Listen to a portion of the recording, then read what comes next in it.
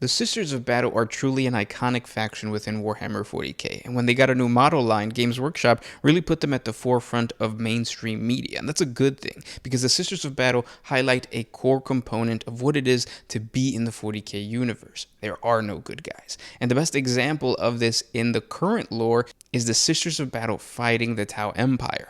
It takes place on the Kalnith Expanse, a region of human-controlled space cut off from the rest of the Imperium due to the Great Rift that basically divided the galaxy in two. Kalnith is in a corrupted corner of the Imperium Nihilus, where human populations are starting to lose faith in the Emperor of Mankind and have begun to accept aid from the good guys of the 40K universe, the Tau Empire. Now, this world is just one example of many planets going through a similar loss of faith in not only the Imperial Creed, but also the ability of the Imperium to protect its domains. And in response to this despairing sentiment, the Ecclesiarchy has declared a war of faith, where agents of the Adeptus Ministorum are sent to rejuvenate the belief in the Emperor of Mankind, which in 40K terms means that the Sisters of Battle are sent in to kill any despots or traitors to the Imperium. When a Sisters of Battle fleet arrives in the Vidic system, they find Kalnith corrupted by the Xeno scum known as the Tau Empire.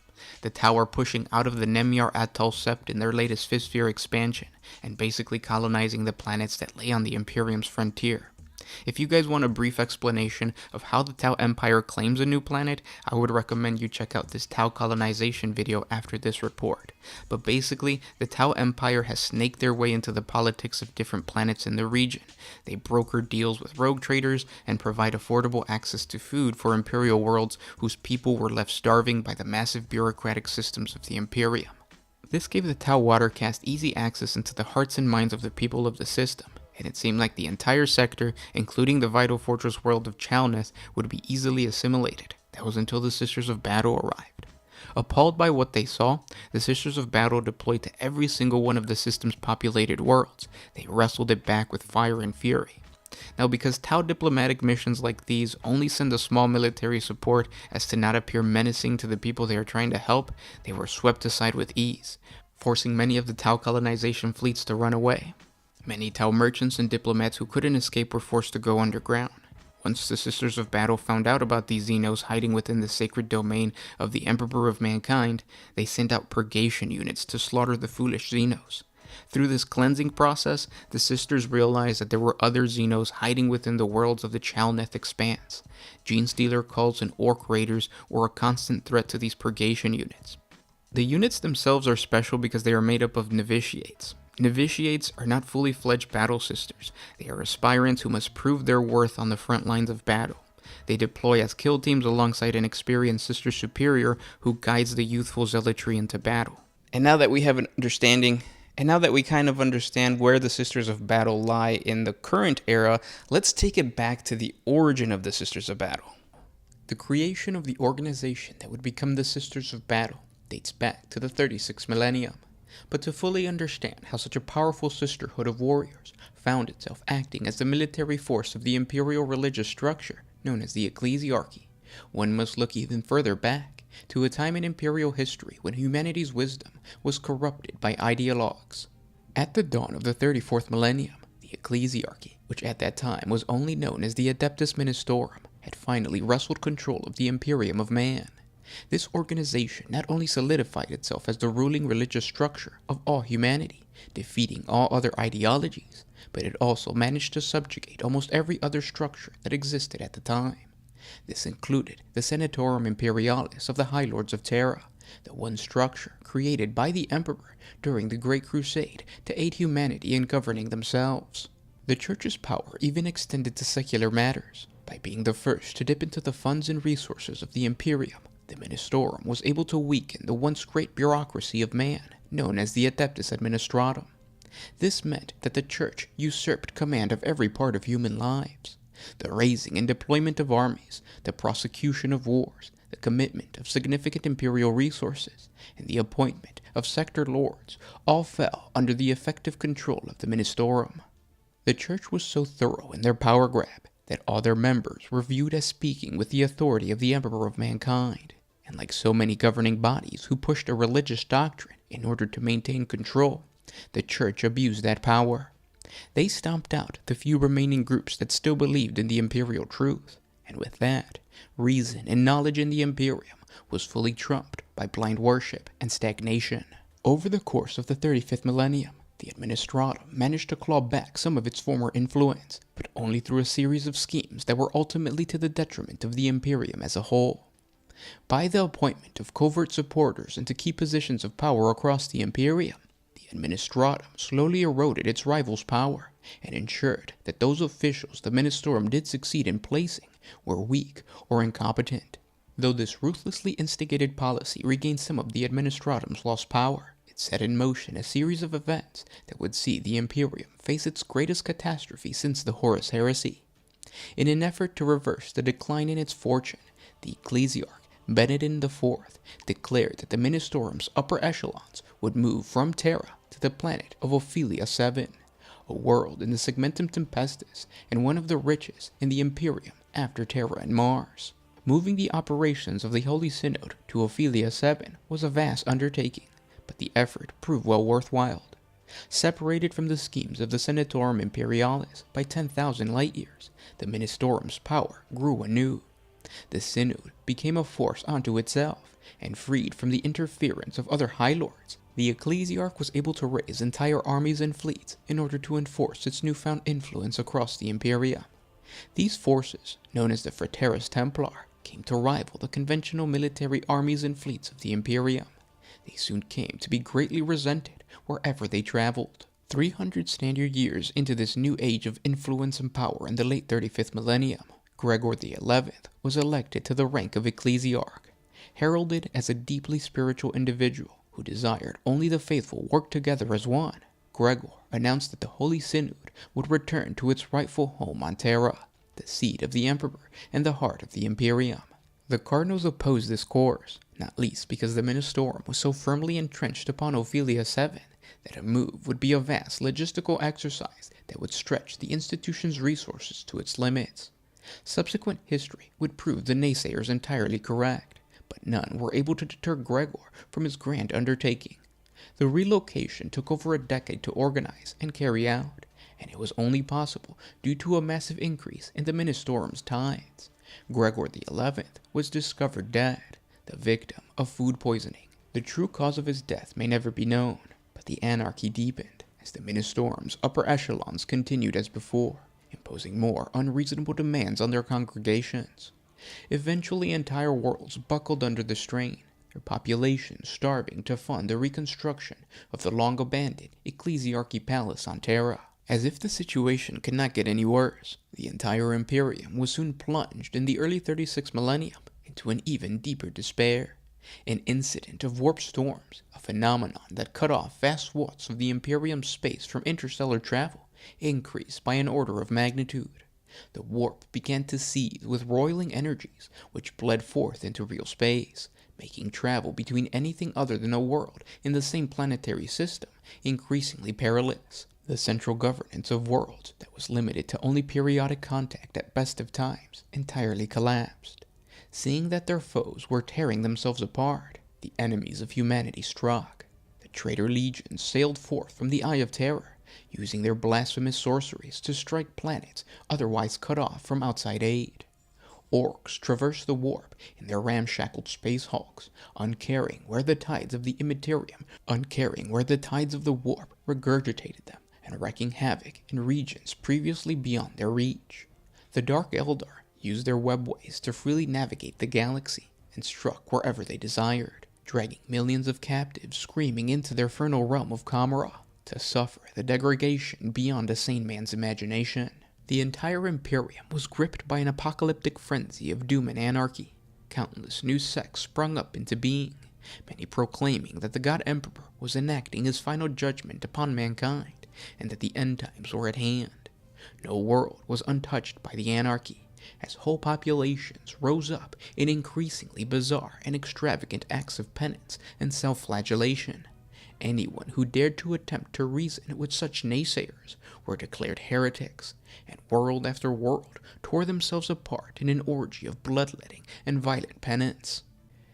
This turbulent time was seen as an opportunity for Goj Vandire, the 361st Master of the Adeptus Administratum, a position he had attained in the early centuries of the 36th millennium by the ruthless application of bribes, threats, and outright assassinations. A strict opponent of the Ministorum, Van Dyer had plotted against it for many years. Shortly before his ascension to the rank of High Lord of Terra, Van Dyer brought about the selection of a man of his own choosing to the head of the ecclesiarchy, ensuring that none could stand before his subsequent rise. The new ecclesiarch, Paulus III, was perhaps the weakest man ever to have served in that office, and soon after his ascension, rumors regarding the degeneracies in which he reveled in began to circulate amongst the upper echelons of the Imperium's ruling bodies. As confidence in the new ecclesiarch plummeted, Goge Van Dyer made his move. Leading a band of his most trusted retainers, the master of the Administratum forced entry into the ecclesiarchal palace, cutting down any who attempted to deny them access to Paulus' personal wing. It is said that when Van Dyer and his men came upon the ecclesiarch, he was engaged in some vile debauchery that, were it to be known to the people, would bring eternal shame down upon the entire Imperium. Without trial or appeal, Paulus was slain. In a daring coup, Van Dyer proclaimed himself both the new ecclesiarch and the master of the Adeptus Administratum, claiming control of both institutions. The next couple days saw the High Lord consolidate his power in a series of brutal purgings of the Holy Synod. Many cardinals simply fled before Van Dyer's warriors could come for them, while others were defiant, mounting futile, if brave, objections. These were slaughtered, to be replaced with men either so weak that they would obey Van Dyer's every word, or by cunning supporters who shared his own agenda. With his power base firmly established, High Lord Van Dyer was able to give free rein to the unfettered extremes of his ambition. Whether or not Van Dyer was unbalanced before his rise, after it was achieved he plummeted to new depths of insanity. The High Lord claimed that he spoke with the authority of the Emperor himself, and that he convened with the God Emperor during many trance-like blackouts into which he would regularly fall. Coming out of these trances, the High Lord would enter into a rage, insisting that his every utterance be transcribed by the army of clerks that awaited on his every word. Many of these orders defied logic, with Van Dyer taking violent action against whole sections of the Imperium's population. No matter how deranged his antics became, Van Dyer maintained a strong support structure. It wasn't long before his agents sent him word of a unique sisterhood of warrior women living on the little-known world of San Leor. This convent of women took their veneration of the Emperor of Mankind to such extremes that they vowed to live a life of abstinence and dedicate themselves to mastering their skills at arms. Intrigued by this notion, Van Dyer organized a formal visit to the secluded home of the daughters of the Emperor. The first that the inhabitants of San Leor knew about the state visit by the man who was the de facto lord of the Imperium was when several thousand of his retainers marched into their simple towns and demanded that they show the High Lord the utmost devotion on pain of death. Images of these vast processions were recorded by the spy lenses of hundreds of servo skulls and disseminated across every world in the Imperium not cut off by the raging warp storms. The image of the High Lord Van Dyer being welcomed to San Leor became a staple of ecclesiarchy propaganda. When at last the vast cavalcade reached the gates of the convent in which the daughters of the Emperor resided, Van Dyer found them barred and closed. The voice of the gatekeeper informed the High Lord that the daughters of the Emperor recognized only the authority of the God Emperor himself, and would open their gates to no man. Van Dyer's attendants cringed in anticipation of an explosion of rage, yet uncharacteristically, the High Lord remained calm.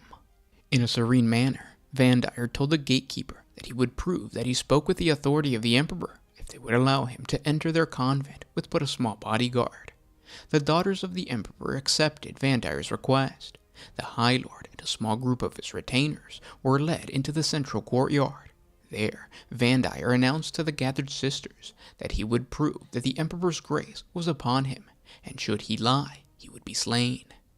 Van Dyer brandished his rosarius and ordered one of his bodyguards to shoot him.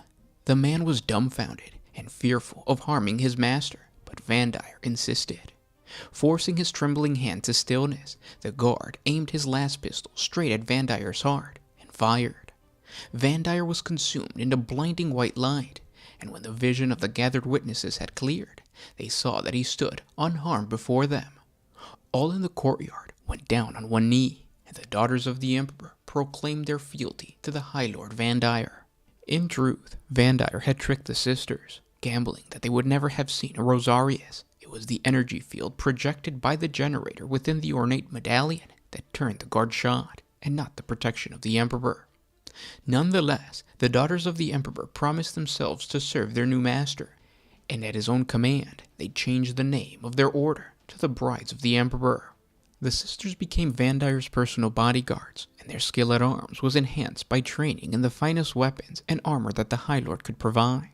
The Brides of the Emperor would stand at Vandire's side wherever he went, and they were both his bodyguards and his executioners. Word of their dedication spread across the worlds of the Imperium, and none who entered the High Lord's presence would so much as look at him strange, under the silent, watchful gaze of the Brides of the Emperor. Countless millions soon burned in the fires of Vandire's reign of blood. It was during this dark, forbidding time that a reformist sect known as the Confederation of Light emerged and denounced Vandire as a traitor. Led by the preacher Sebastian Thor, the Confederation of Light spread its message of a church dedicated not to politics and the secular rule of the Imperium, but to the compassion and mercy of the Emperor, to a brutalized people only too ready to throw off the yoke of oppression. An incredible speaker, Sebastian Thor swayed whole worlds to his cause and turned the tide against Vandire. As Thor's crusade smashed aside those who remained loyal to the Ecclesiarch, the Space Marines and the Adeptus Mechanicus, both of whom had remained largely on the defensive during the Age of Apostasy, were finally able to join forces with Thor and close on Terra. As Vandire's madness had become too apparent, the Fabricator General of the Adeptus Mechanicus rose to the Senatorum Imperialis and ousted Vandire from power.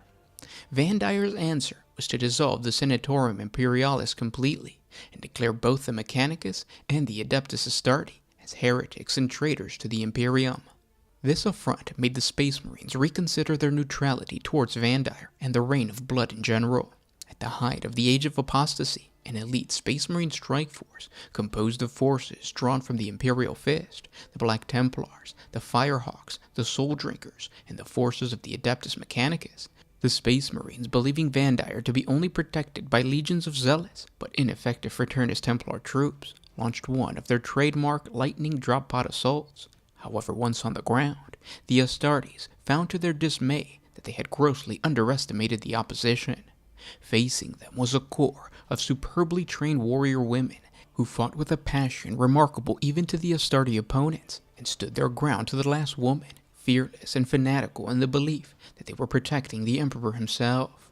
The Space Marines' assault bogged down as they were pushed back with casualties, and the attackers were forced to restore to a long, grinding, and bloody siege of the Ecclesiarchal Palace complex, with quarter neither asked for nor given. For solar months, Vandire's army withstood every assault. The madness only ended when the commander of the Adeptus Custodes, the Praetorian Guard of the Emperor himself, sought out Alicia Dominica, the leader of the Brides of the Emperor, and her most trusted companions, the leaders of Vandire's bodyguard. The Custodes took them before the Golden Throne and the God Emperor himself, and though no written history tells of what transpired there, it was evident that some great truth was passed on to Dominica and her fellow warriors. When they emerged from the bowels of the Imperial Palace, they marched with barely controlled fury to Vandire's audience chamber. There they found him in the midst of yet another insane tirade, pausing only to condemn him for his crimes against the Emperor. Reportedly, Vandire's final words were, "I don't have time to die, I'm too busy." Alicia Dominica drew her power sword and beheaded the High Lord. It was said that at the moment of truth, Vandire's Rosarius, which had protected him on San Leor, now failed him, its gleaming form cleaved in two by Alicia's blow. And with that, the reign of blood was ended by the Brides of the Emperor. In the wake of Vandire's downfall, Sebastian Thor was declared the 292nd Ecclesiarch, and the Imperium began the long process of rebuilding. Perhaps the most sweeping of changes Thor instigated affected the military force over which the Ministorum held sway. What remained of the Fraternus Templar was disbanded, under the terms of the so-called Decree Passive, which forbade the Adeptus Ministorum from controlling any men-at-arms. Never again would the Ecclesiarchy threaten the continued rule of the Administratum. The brides, after resuming their original title of Daughters of the Emperor, were at a loss as to what their purpose should be after this event, and so the ecclesiarchy took the opportunity to recruit and indoctrinate them into the ranks of the Ministorum's military force.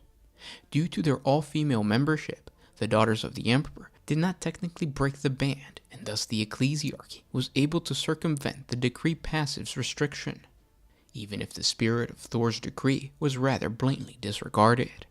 This newly formed military force was renamed the Orders Militant of the Adeptus Sororitas. The sisterhood became the true defenders of the faith, and a very physical reminder of the power of the ecclesiarchy. During the first years of the sisterhood's existence, Alicia Dominica, who founded the Orders Militant of Thor's behest, led wars of faith against the alien invaders that had exploited the Imperium's weakness during the Reign of Blood. Silvana, Mina, Lucia, Catherine, and Arabella, those sisters who had joined her before the Golden Throne, accompanied Dominica. Under their combined leadership, the Sisters of Battle were filled with righteousness of purpose that the Imperium had not witnessed since the legendary days of the Great Crusade. Countless enemies fell as the armies of the Sisters of Battle brought the divine judgment of the ecclesiarchy to the farthest corners of the galaxy, and to this day, the Sisters of Battle have stood as faithful and loyal defenders of the ecclesiarchy and the Imperium. Now that we have an understanding of how the Sisters of Battle formed, let's look at how they're organized. When the masses of the Imperium speak about the Sisters of Battle, they most often picture the famed Orders Militant, but within the organization exist many non-combatant divisions that are just as important to the well-being of the Imperium as the bolter-wielding female warriors. To understand the many orders of the Adeptus Sororitas, we must dissect the hierarchy of this ecclesiarchal adepta. At the very top of the organization is the Imperial Church, the ecclesiarchy. The Sisters of Battle follow the rule of the Imperial Church first and foremost. Acting as the leader and centralized ruler of the sisterhood is the Abbess Sanctorum. She is a spiritual leader that is elected into the position by the heads of the organization. She presides over two convents. One is the Convent Prioris, which is located on Terra, and where the Abbess Sanctorum lives and commands, and the Convent Sanctorum, which is located in the Shrine World of Ophelia 7. From these two convents branch out many different organizations known as orders. These orders are organized into two distinct groups: the Orders Majoris, which make up the Orders Militant, the Orders Hospitaller, the Order Famulos, and the Order Dialogos, and the Orders Minoris, which make up lesser, well-known, and often more specialized groups. What we will be focusing on today is the Orders Majoris, which are arguably the most honored and powerful orders of the Sisters of Battle. The most well-known is of course the Orders Militant. They pursue the ways of war to spread the Emperor's light across the galaxy. They are tasked by the ecclesiarchy with defending its shrine in cardinal worlds or retaking such planets from heretics, Xenos, or the ruinous powers. There exist 6 Orders Militants within the Order Majoris, 3 under the Convent Sanctorum on Ophelia 7, and 3 under the Convent Prioris on Terra. These are the Orders of the Bloody Rose, the Orders of Our Martyred Lady, and the Orders of the Valorous Heart on one side, and the Orders of the Sacred Rose, the Order of the Ebon Chalice, and the Order of the Argent Shroud on the other. Keep in mind that there are dozens of smaller order militants, but these represent the oldest and most powerful. All orders look to them for guidance.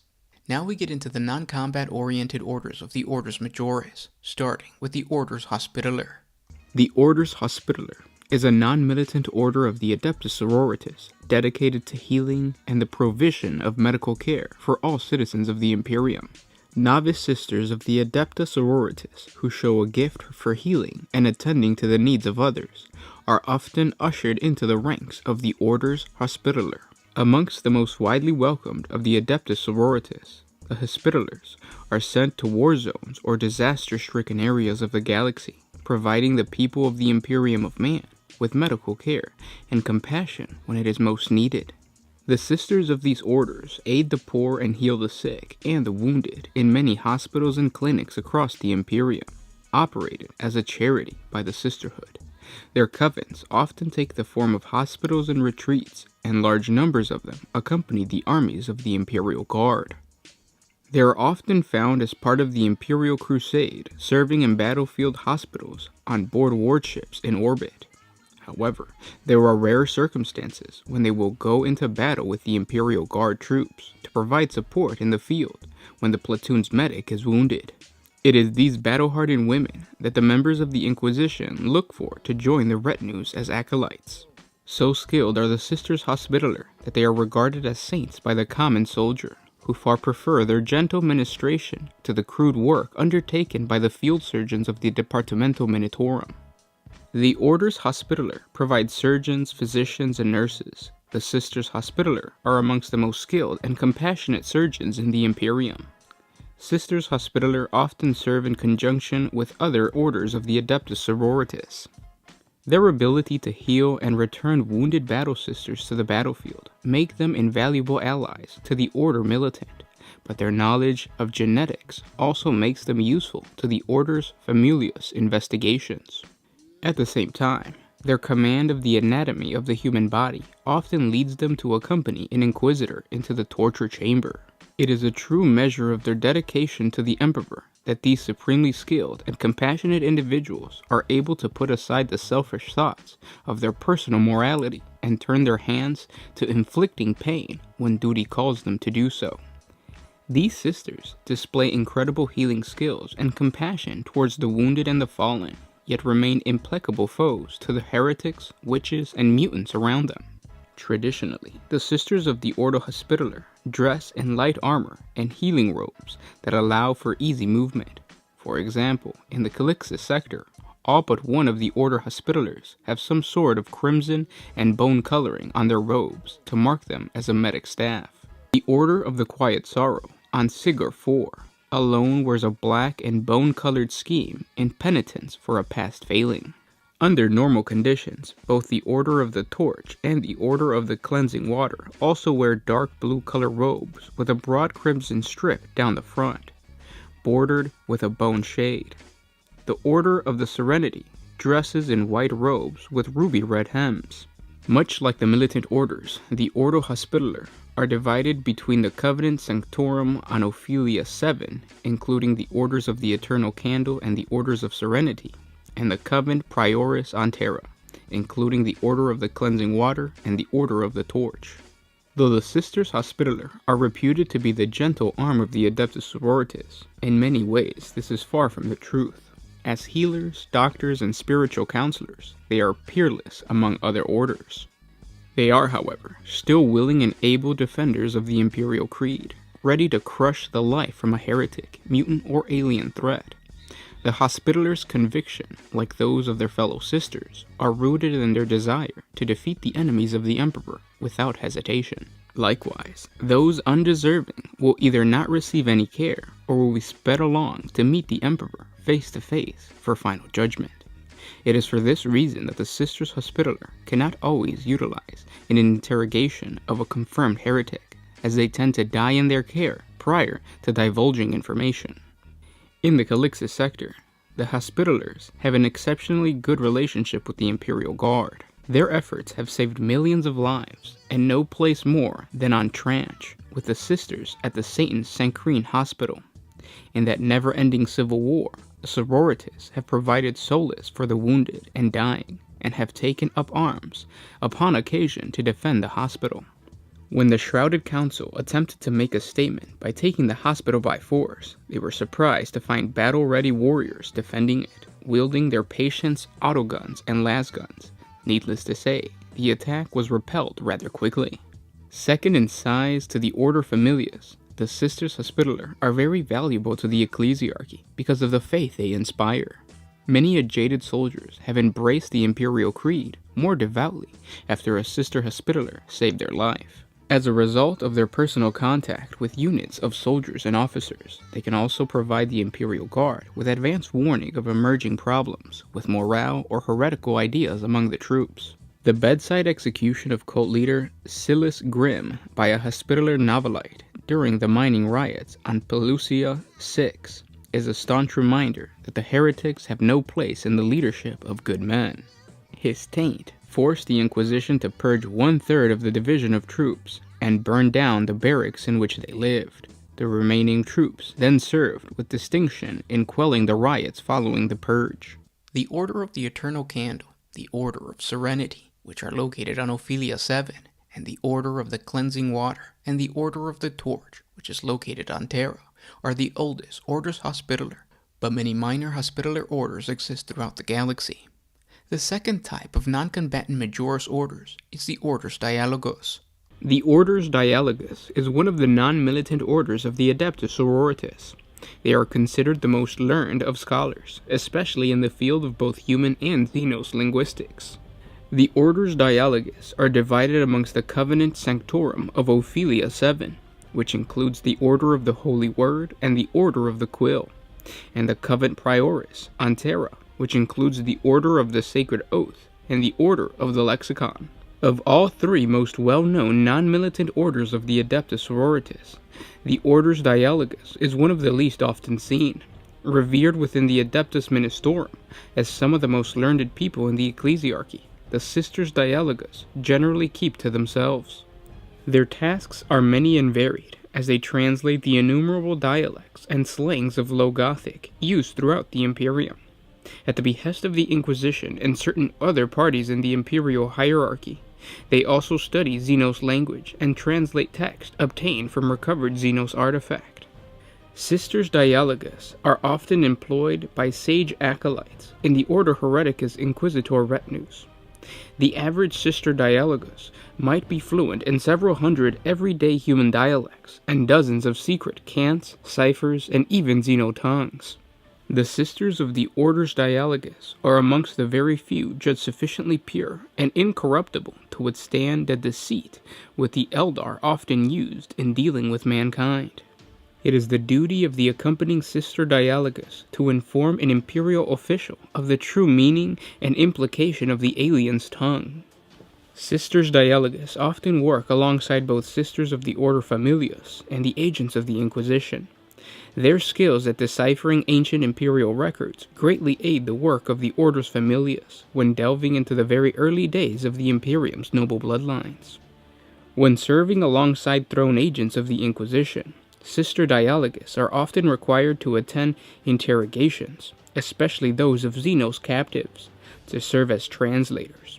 Inquisitors heading into places that speak new or unusual dialects often seek them out for their skills in unblocking ciphers and translating languages. Though they specialized in languages and processing information, Sisters Dialogos are just as martially trained and fanatically devote to the Imperial Creed as the Battle Sisters.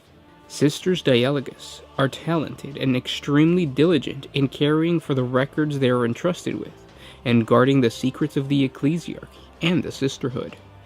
They understand better than anyone that knowledge is useless if it is not acted upon.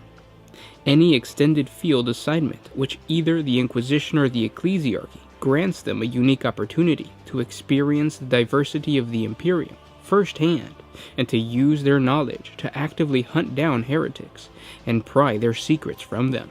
They also know that the information they seek and guard comes with the eternal threat of temptation. It has been drummed into them that they cannot fail in their duties, because when condemned knowledge falls into the hands of the unwary, catastrophe often follows. Only when their linguistics or cipher-breaking skills are required will a Sister Dialogos generally leave their data stacks. There has been occasions where a full mission is sent to retrieve data, though this is rare because the risk involved in letting a sister with access to sacred and secret information out into the open is very high and has to be authorized by the Covenant. This has led the Dialogos to be much more cloistered and in some ways naive to other orders. When on active field duty with the Order Militant or the Ordo Hereticus, the Dialogos are generally used in a support role as communication or scientific experts. Field agents are likely to hear them only at the other end of a voxlink, as they provide detailed information on the enemy. Another aspect of the Sisters of the Ordo Dialogos is that they are some of the best information gatherers in the sororitas. Respected for their translation skills, they often work in data repositories and thus have access to new sources of information. Both the ecclesiarchy and the Inquisition used this detailed information to sniff out potential threats to the imperial creed and the Imperium. While the Sisterhood has frowned on the Inquisition's use of dialogous service, their efforts had led to the discovery and destruction of numerous chaos cults. Within a given sector of imperial space, there is often a large concentration of Sisters of the Ordo Dialogus, housed in a formidable preceptory known as a Sanctum Dialogus. These preceptories are usually guarded by 1,000 battle sisters and sometimes a squadron of Imperial Navy warships in close orbit. No one within the Dialogus will ever reveal the secrets held within its vaults, under penalty of death, though it is generally believed by outsiders that these vaults hold all manner of heretical and xenotexts, which have been, or are currently being, fully translated into High Gothic. The oldest and most trusted orders dialogus are the Order of the Holy Word, the Order of the Quill on Ophelia 7, and the Order of the Sacred Oath, and the Order of the Lexicon on Terra. Lastly, we have the Orders Famulus. The non-militant Order Famulus of the Adeptus Sororitas serve amongst the households of the highest of the Imperium's nobility, acting as their chamberlains, counselors, and consuls. They broker internal house allegiances, trade deals, and marriages, and their hand is ever at work amongst the highest echelons of imperial power. The Sisters of Famulus are skilled diplomats, able to reconcile the most bitter of rivals, but their true mission is often performed entirely behind the scenes. Where the Sisters Famulus have worked over the last several millennia, tides have been maintained or increased, trade has improved, and in general, the population has fared better than any other world. With such clear evidence of the benefits they bring in, the Sisters Famulus are in high demand amongst the noble families throughout the Imperium. The most sought-after sisters come from the Order of the Key or Order of the Gate from Ophelia 7, or often from the Order of the Holy Seal or Order of the Sacred Coin from Convent Prioris on Terra. As you can see, the Sisters of Battle are much more diverse than simple warrior women, and their scope extends even further when we look at the minor orders that exist scattered throughout the galaxy. But that will be for another video. And that's a quick deep dive into the Sisters of Battle. If you guys have more suggestions or want to see more about these Adeptus Sororitas or Sororitas, please let me know in the comment section below. If you like this video, hit the like button, share with your friends, and subscribe to the channel. I'll talk to you guys tomorrow. This was Gersh1 with One Man Syndicate signing out.